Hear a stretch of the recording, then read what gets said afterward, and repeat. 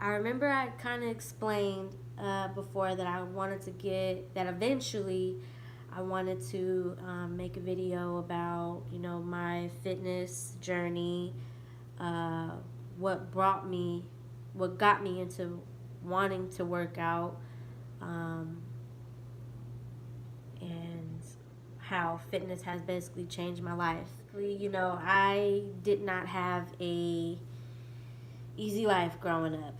I do not want to get into the details of that or the exact details, but I will put out there and say that I did not have the easiest upbringing.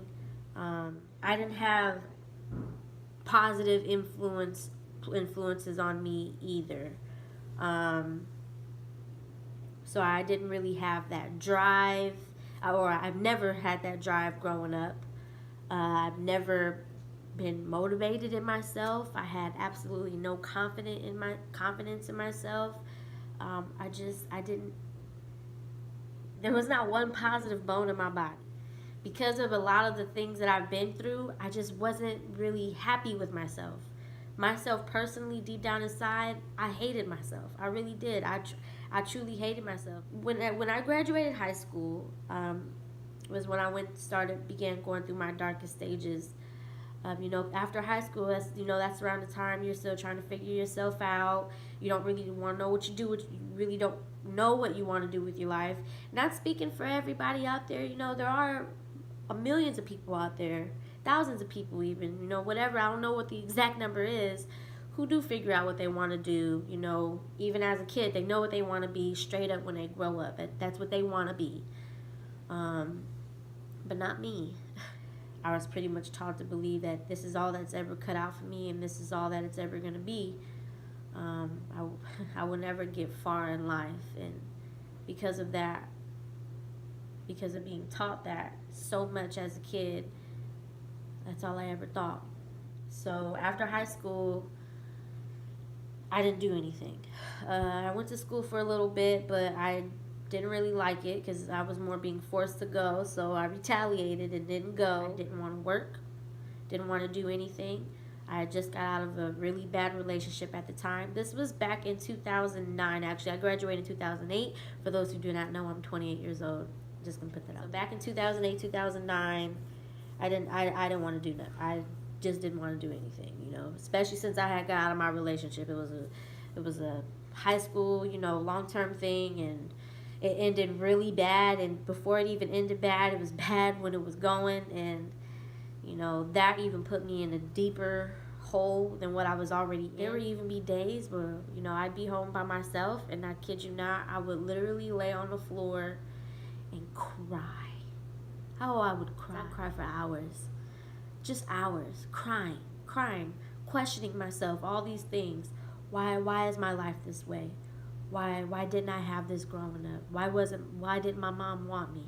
Why does my dad, treat me the way he treats me? Why don't me and my stepmom have a relationship? Why? All these things, they kind of became my demons, and these were demons that I was facing every single day. Every day I was facing these demons. People would look at me, would probably watch this video and be like, wow, I can never imagine that because you were such a happy person growing up. But deep down inside, I was not a happy person. My cousin, my blood cousin, just have to throw that out there, he had actually come down to the Bay, California, to be exact, from Stockton. And coincidentally, he ended up living right around the corner from me. His grandmother lived right around the corner, and I never knew that. It's so funny. So when he moved out here to Oakland, we connected. We started hanging out like every day. And, we were young. This was 19, 20 years old. So, we both really weren't doing anything. But one thing about my cousin is that he is, I'm not trying to say that any of my friends are not smart or anything like that, but my cousin specifically, he was probably one of the most driven, smart, positive person that I've ever met in my life. And me and my cousin can have the most intellectual conversations about anything. We read books like crazy. Yes, I know a lot of things about history, Black history in particular. I love Black history. I am half African American, for those who do not know. So yeah, that was one of the things that me and my cousin absolutely love to talk about. Um, we like to talk about politics. We like to talk about, a lot of things. He's one of the main people that I can always have those conversations with, and it's a never ending. When I was going through my dark stages, I did begin to lose friends and people that I hung around.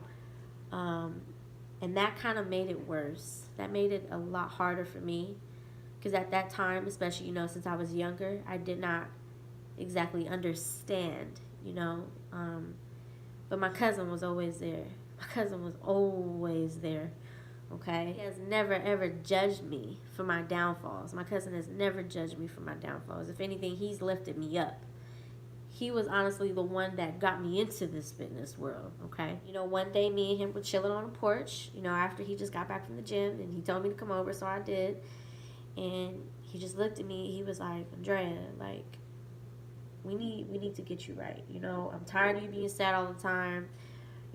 I know what you're going through, and I don't think it's right, but I can't sit back and let you drown in your sorrow and your sorrows. Like, I can't. I just can't. And he was straight up with me. He was like, you're eating like crazy, eating like shit at that. He was like, you're starting to gain weight in all the wrong places. I was very skinny. Honestly, before I started working out, I was 105 pounds.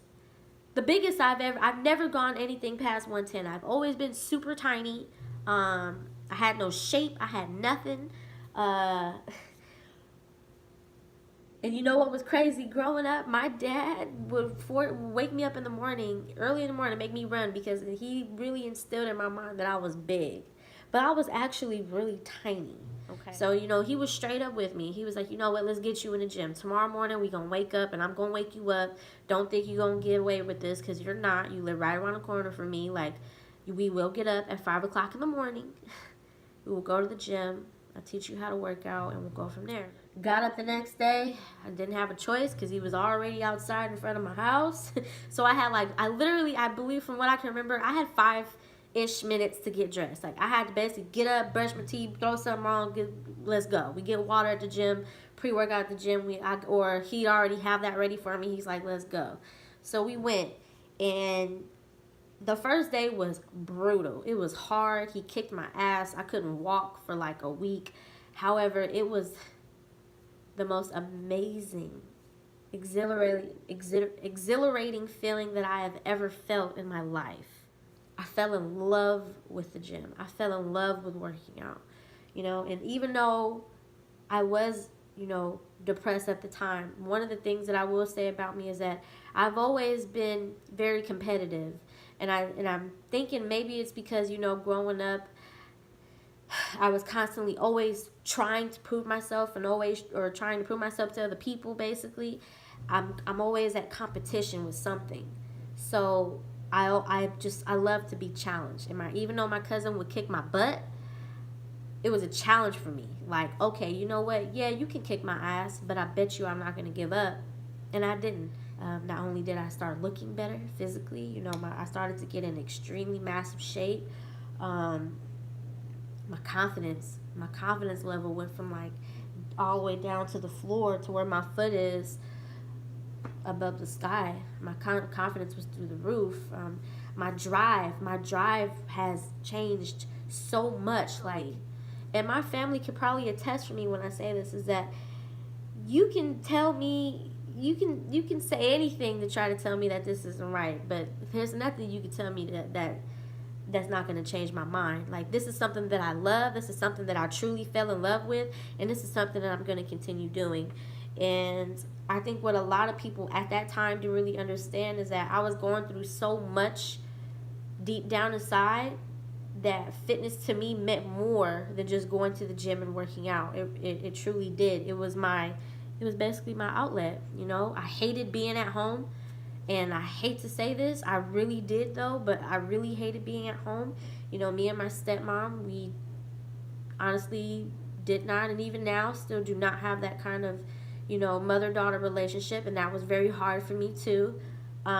You know, my dad being my dad, so it was like the environment that I was in was not a very, just point blank period, it wasn't a very positive environment for me.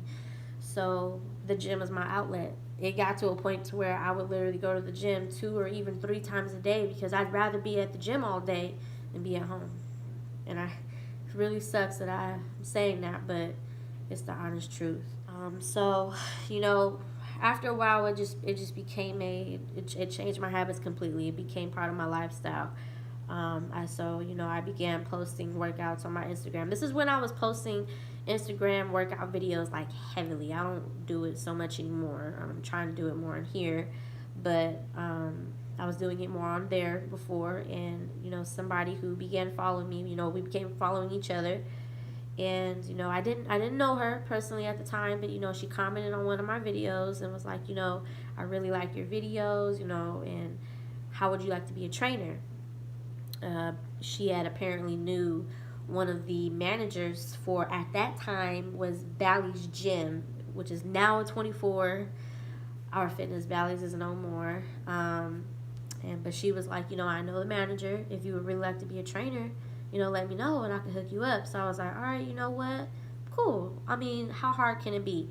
I knew absolutely nothing about training other people. I did not have certifications. I did not go to school for this, but I knew what I was doing, and I learned from my cousin, so I was like, all right, you know what, let's give it a shot.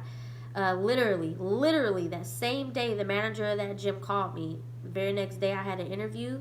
Didn't even know what to wear, but the girl that I had met through my social media was like, just wear workout attire. So even though I had a little bit of self-doubt, I did what she told me to do, and I kid you not, I had a job. Like, me getting that job and becoming a trainer, even though to some people it's like, okay, well, it's just a training job, but to me it meant a lot.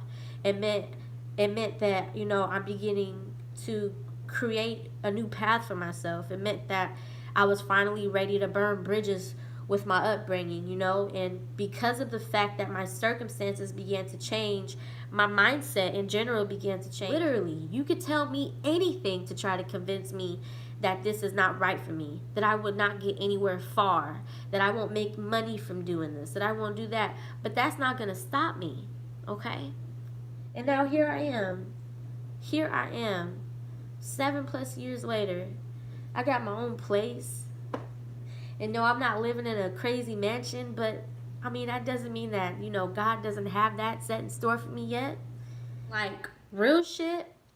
If you had told me 7+ years ago that I will be a master trainer for 24-hour fitness, that I will finally be independent, that I will be more financially stable-ish, because I still got my little bills or whatever. But if you had told me then 7+ years ago that I would be in the position that I am now, I don't even know if I believe you.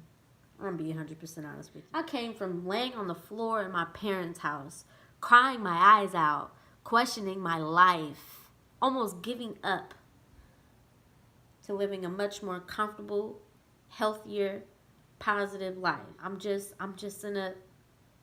in a much better place. And so I'm actually kind of happy I didn't listen to all the people who told me that I shouldn't do this. And believe me, I had a lot of people telling me that this ain't right for me, that I shouldn't even be doing this at all, and I would get nowhere. So, but hey, look at me now. I started this movement because I want to motivate other people who are going through their own trials in their lives to not give up. And it doesn't even have to necessarily be this. It doesn't have to be working out. This was just my outlet. But to anybody who's really going through something, find your outlet. There's always something out there that puts you in a good place. God gives us toughest battles to his strongest soldiers, right? And I do believe that I am a soldier of God. Now, would y'all believe me if I was to say that I change this board every week? Every week, I change this board. This is my motivation board. I change this board with quotes that I make up. Or sometimes if I hear something that sounds really good, I put it up there. But I change this board every week.